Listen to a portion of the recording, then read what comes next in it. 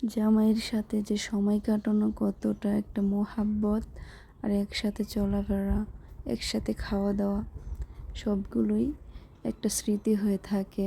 প্রবাস নামে ওই জেলখানাতে প্রিয় মানুষটা যখন চলে যায় তখন এই স্মৃতিগুলোই শুধু মনে পড়ে। আসসালামু আলাইকুম, হ্যালো এভরিওয়ান, সবাই কেমন আছেন?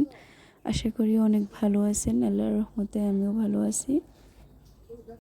প্রিয় মানুষটা যাওয়ার দুদিন আগে এই ভিডিওটা নেওয়া হলো, কারণ প্রিয় মানুষটা দুদিন পরে চলে যাবে, তাই বলে এই ভিডিওটা নিলাম।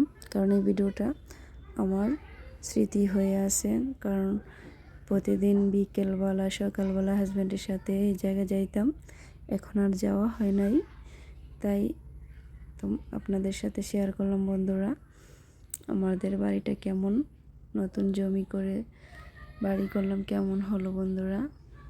এখানে এখানে প্রায় 19টা গাছ আছে। এখানে আতা ফল, আতা ফলের চারাটা অনেক সুন্দর। এখানে আছে লিচু গাছ, এখানে আমের চারা, রূপালি আমের চারা অনেকগুলো আছে। লিচু, অনেক জাতের লিচুর চারা লাগিয়েছে।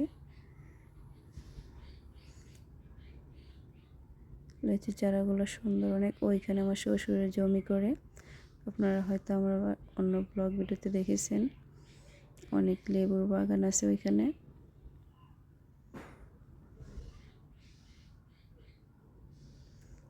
অনেকগুলো গাছ লাগানো দরকার, প্রায় 19টা লাগানো হয়েছে, ইনশাল্লাহ আরও লাগানো হবে।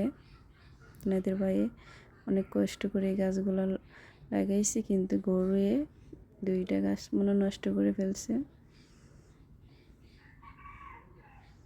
এই আমের চারাটা মাশাআল্লাহ অনেক সুন্দর। পুরো বাড়িতে যখন এই মাশাআল্লাহ দিলে এই গাছগুলো অনেক বড় হবে, তখন তো অনেক সুন্দর লাগবে।